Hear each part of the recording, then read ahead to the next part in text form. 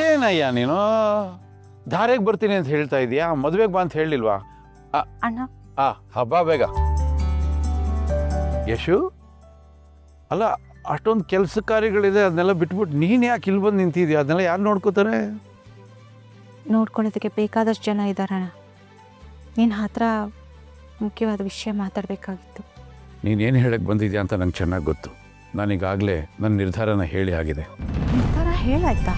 ಹೌದು, ನಿರ್ಧಾರನೂ ಹೇಳಿದ್ದೀನಿ, ಏನು ಸಮಸ್ಯೆನೂ ಇಲ್ಲ. ಸಮಸ್ಯೆ ಬಗೆಹರಿತಾ? ಹೇಗೆ? ಅದೇ ಅನು ಬಂದಿದ್ಲು, ಎಲ್ಲ ವಿಷಯ ಮಾತಾಡಿದ್ಲು. ಏನಂತ? ಅದೇ ಅವನ ಬಗ್ಗೆ. ಕೃಷ್ಣನ್ ಬಗ್ಗೆನಾ? ಹೌದು. ಏನಂತ? ಮದುವೆ ಚಟುವಟಿಕೆಯಲ್ಲಿ ಅವನು ಭಾಗವಹಿಸಬೇಕು ಅಂತ ಕೇಳ್ಕೊಂಡ್ಲು. ಆಯ್ತು ಅಂತ ಹೇಳಿದ್ದೀನಿ. ಅನು ಹೇಗೆ ಗೊತ್ತಾಯ್ತು ಕೃಷ್ಣನ್ ವಿಷಯ?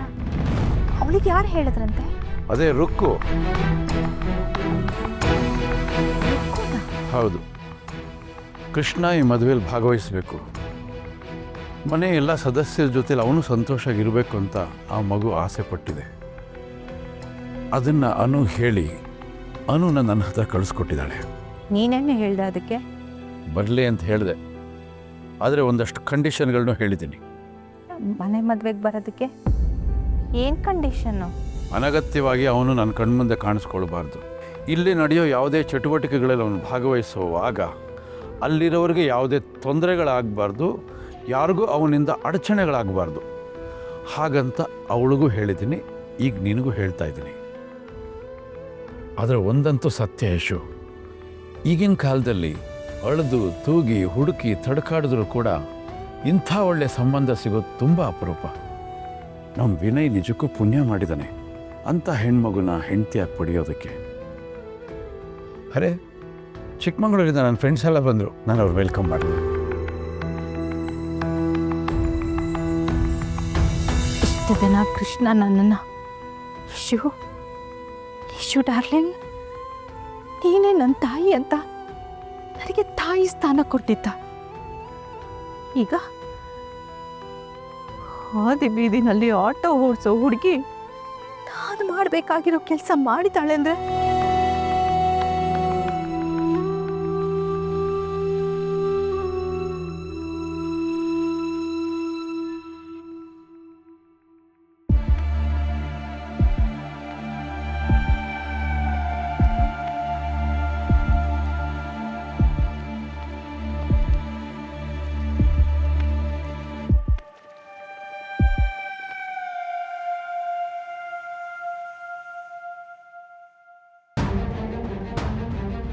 ಹೇ ಯಶೋದ, ಇಲ್ಲಿದ್ಯಾ ನೀನು?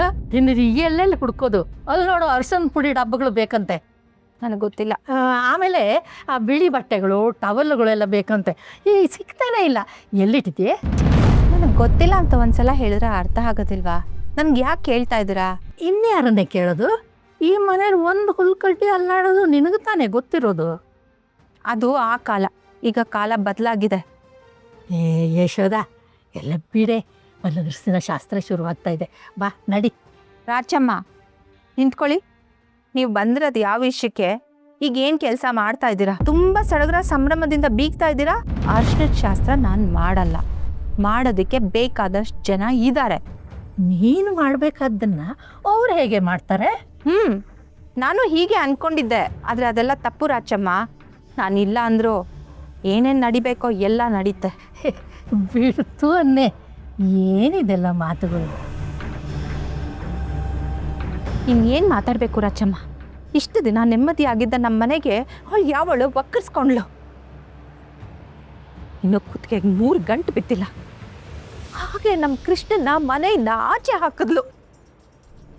ಇದೆಲ್ಲ ಹೇಗಾದರೂ ಮಾಡಿ ಸರಿ ಮಾಡೋಣ ಅನ್ನೋಷ್ಟರಲ್ಲಿ ಅವಳು ತಂಗಿ ಅದೇ ಆಟೋ ಓಡಿಸ್ತಾಳಲ್ಲ ಸುಂದರಿ ಬಂದ್ಲು. ಅಣ್ಣನ ಹತ್ರ ಕೃಷ್ಣನ ಪರ ಮಾತಾಡಿ ದೊಡ್ಡ ಮನುಷ್ಯನ ಥರ ಪೋಸ್ ಕೊಡ್ತಾ ಇದ್ದಾಳೆ. ಇದು ಬರೀ ಕೃಷ್ಣನ ವಿಷಯ ಅಲ್ವೇ, ಅಧಿಕಾರದ ಪ್ರಶ್ನೆ. ಇವತ್ತವಳು ಕೃಷ್ಣನ ಹೊರಗೆ ಹಾಕಿ ಅಧಿಕಾರ ಮೆರೆದು ಬಿಟ್ಲು. ಆಮೇಲೆ ಅವಳು ತಂಗಿ ಬರ್ತಾಳೆ. ಕೃಷ್ಣನ ತಾನೇ ಮದುವೆ ಕರ್ಕೊಂಡು ಬಂದದ್ದು ಅಧಿಕಾರ ಚಲಾಯಿಸ್ತಾಳೆ. ತಾಯಿ ಸ್ಥಾನದಲ್ಲಿ ನಿಂತು ಮನೆ ನಡೆಸ್ತಾ ಇದ್ದೀಯಾ, ನಿನ್ನನ್ನು ಆ ಸ್ಥಾನದಿಂದ ಕೆಡವಿ ಬಿಡ್ತಾರೆ, ಮನೆನೇ ಹಾಳು ಮಾಡಿ ಬಿಡ್ತಾರೆ. ನಾನು ಏನು ಮಾಡಲಿ ರಚ್ಚಮ್ಮ? ಹೇಗೆ ತಪ್ಪಿಸ್ಲಿ ಇದನ್ನ? ಆ ರುಕ್ಕುಗೆ ಮುಖದ ಮೇಲೆ 4 ಬಾರಿಸ್ಬಿಡ್ಲಾ? ಶಕ್ತಿ ಪ್ರದರ್ಶನ ಮಾಡಿದ್ರೆ ತುಪ್ಪು ನಿಂದೆ ಆಗುತ್ತೆ. ದೇವರು ದೇಹದ ಜೊತೆ ಮೆದುಳು ಕೊಟ್ಟಿರೋದು ಉಪಯೋಗಿಸೋದಕ್ಕೆ. ಯುಕ್ತಿ ಪ್ರದರ್ಶನ ಮಾಡು. ಇವತ್ತು ರುಕ್ಕು ರುಕ್ಕು ಅಂತ ಇರುವವರು ನಾಳೆ ಯಶೋಧ ಯಶೋಧ ಅನ್ಬೇಕು. ಅರ್ಥ ಆಯ್ತಾ? ಆಗ್ತಿದೆ ರಚ್ಚಮ್ಮ, ಅರ್ಥ ಆಗ್ತಾ ಇದೆ.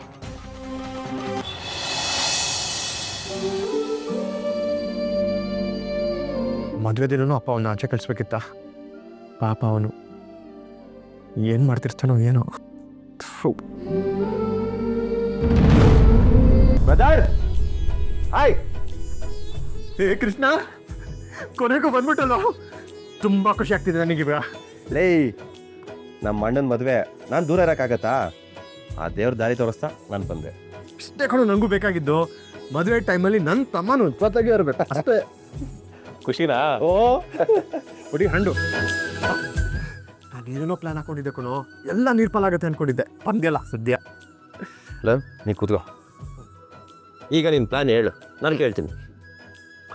ಫಸ್ಟು ಹಳ್ದಿ, ಅಲ್ಲಿ ನಮ್ಮ ಟೀಮೇ ಗೆಲ್ಲಬೇಕು. ಅದಕ್ಕೆ ನಿನ್ನಂತ ಒಬ್ಬ ಪ್ಲೇಯರ್ ನಮ್ಮ ಟೀಮಿಗೆ ಇರಲೇಬೇಕು, ಆಯ್ತಾ? ಎರಡನೇದು ರಿಸೆಪ್ಷನ್ನು. ಲೋ, ಡ್ಯಾನ್ಸು ಗೀನ್ಸು ಅಂತ ಏನೇನೋ ಆಡ್ಸ್ತಾರೆ ಕಣೋ. ನನಗೆ ಸೊಂಟ ಒಂದು ಕಡೆ, ಕೈ ಒಂದು ಕಡೆ ಹೊಟ್ಟೋಗುತ್ತೆ. ಅದಕ್ಕೆ ನೀನು ಕರೆಕ್ಟಾಗಿ ಟ್ರೈನಿಂಗ್ ಕೊಡಬೇಕು. ಆಮೇಲೆ ಮೂರನೇದು ವೆರಿ ಇಂಪಾರ್ಟೆಂಟು, ತಾಳಿ ಕಟ್ಟಬೇಕಾದ್ರೆ ಅದನ್ನು ನಾನು ಮಾಡಬೇಕಾ? ಅದೆಲ್ಲ ಕಣೋ, ಕೈ ಗಡಗಡ ಅನ್ನತ್ತೆ. ಅದಕ್ಕೆ ನೀನು ಪಕ್ಕದಲ್ಲಿ ನಿಂತ್ಕೊಂಡು ಧೈರ್ಯ ಹೇಳಬೇಕು. ಬೇರೆನೋ ಚೆನ್ನಾಗಿದೆ, ಆದರೆ ಇದನ್ನು ಕಾರ್ಯರೂಪ ತರೋಕ್ಕೆ ಟೆಕ್ನಿಕಲಿ ಇಂಪಾಸಿಬಲ್ ಕಣ. ಇಂಪಾಸಿಬಲ್ಲ? ಯಾಕೆ? ನೋಡಪ್ಪ, ನನಗೆ ಮದುವೆ ಮನೆ ಒಳಗೆ ಬರೋಕ್ಕೆ ಮಾತ್ರ ಪರ್ಮಿಷನ್ ಕೊಟ್ಟಿರೋದು. ಆದರೆ ನಿನಗೆ ಬಾಡಿ ಶೇಕ್ ಆದಾಗ, ಕೈ ಶೇಕ್ ಆದಾಗ ಇನ್ನು ಅಕ್ಕಪಕ್ಕ ನಿಂತ್ಕೊಳ್ಳೋದಕ್ಕೆ ನಿನ್ನಿಂದ ಡಿಸ್ಟೆನ್ಸ್ ಮೇಂಟೈನ್ ಮಾಡಬೇಕು. ಇದು ಹೈಕಮಾಂಡಿಂದ ಆದೇಶ.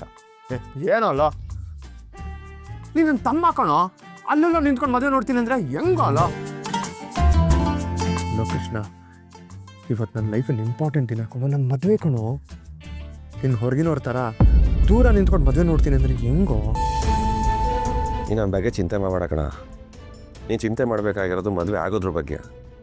ಇವತ್ತು ನಿನಗೆ ಮಾತ್ರ ಇಂಪಾರ್ಟೆಂಟ್ ಡೇ ಅಲ್ಲ ವಿನಿ, ಅವ್ರಿಗೂ ಇಂಪಾರ್ಟೆಂಟೇ.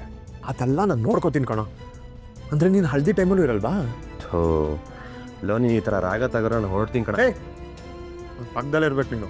ಮತ್ತೆ ಮದುವೆ ಆಗೋದ್ರ ಬಗ್ಗೆ ಯೋಚನೆ ಮಾಡಲ್ಲ. ಏ ಕೃಷ್ಣ, ಕೃಷ್ಣ, ನನ್ನ ಕಷ್ಟದ ಟೈಮಲ್ಲಿ ಜೊತೆಗಿದ್ದೆ, ನನ್ನ ಸಂತೋಷದ ಟೈಮಲ್ಲಿ ಜೊತೆಗಿರ್ಬೇಕಷ್ಟೇ. I am serious.